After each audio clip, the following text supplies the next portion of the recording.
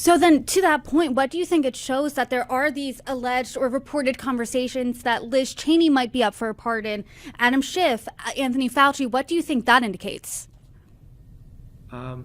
One would think that it could indicate that there was collusion at the highest level of government in criminal activity to try to maintain power within the Democrat Party. I mean, that's if more pardons come, that's what that means. So, but again, just because they can't be held accountable because they're pardoned doesn't mean we can't show the American people the truth.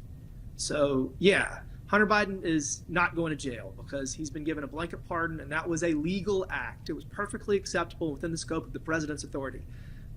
If he chooses to pardon other people, great. We're going to uncover whatever it is they did, and the world will know, and the world will understand why those pardons occurred, and the truth will be out.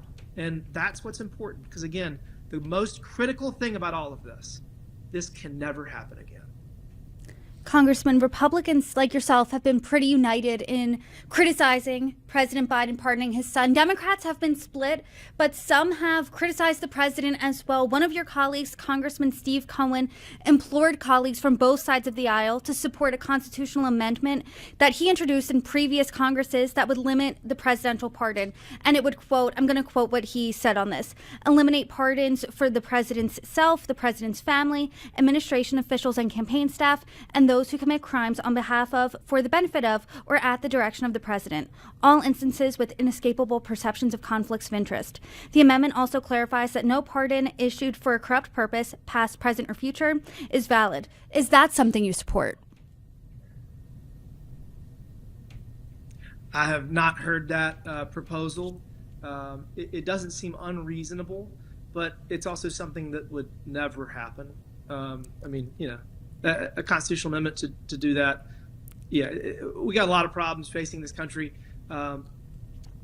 If a president wants to stain his legacy, if a president wants to uncover his complicity or the people around him's complicity in wrongdoing, that's not at the top of my priority list. I'd rather get a term limit amendment and make sure we don't have career politicians running this country.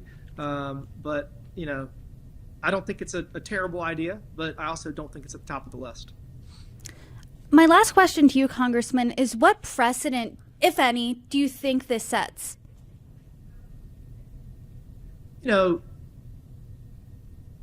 My biggest thing is that it just confirms the American people's kind of perspective, their perception of the Biden administration. Joe Biden has not been running this country. The way that the Department of Justice, that the New York Attorney General, that the DA in Atlanta all engaged in lawfare, weaponized government, the American people kind of saw through it. They saw through it. And so this is just confirmation. And if there are other pardons coming, and they're probably going to be similarly written in such a broad scope, I just think it'll be even further confirmation. And again, the pardon ends criminal and civil culpability at the federal level.